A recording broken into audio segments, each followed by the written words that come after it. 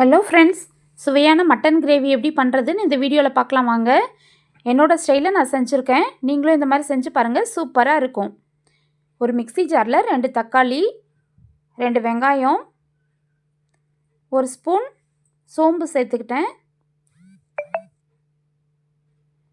சேர்த்து அரைச்சி எடுத்துக்கலாம் வாங்க. அரைச்சி எடுத்துக்கிட்டேன். ஒரு கரண்டி எண்ணெய் சேர்த்துக்கிட்டேன். நறுக்கி வச்சுருக்கிற ஒரு வெங்காயம் சேர்த்துக்கிட்டேன். வெங்காயம் நல்லா வதக்கிக்கலாம். வெங்காயம் தங்க நிறத்தில் மாறினதுக்கப்புறம் இஞ்சி பூண்டு பேஸ்ட்டு சேர்த்துக்கிட்டேன்.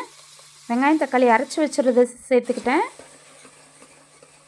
2 ஸ்பூன் மிளகாத்தூள் சேர்த்துக்கிட்டேன். தேவையான அளவு மஞ்சள் தூள், தனியாத்தூள் சேர்த்து நல்லா வதக்கிக்கலாம். வீட்டில் அரைச்சி வச்சுருக்கிற கரம் மசாலா சேர்த்துக்கிட்டேன். தேவையான அளவு உப்பு சேர்த்துக்கிட்டேன். ஆல்ரெடி வேக வச்சுருக்கிற மட்டன் எடுத்து அதில் சேர்த்துக்கிட்டேன்.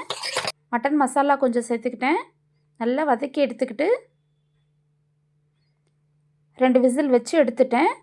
கொஞ்சமாக கொத்தமல்லி தழையை தூவி எடுத்துக்கோங்க, சுவையாக இருக்கும். ருசிச்சு பாருங்கள்.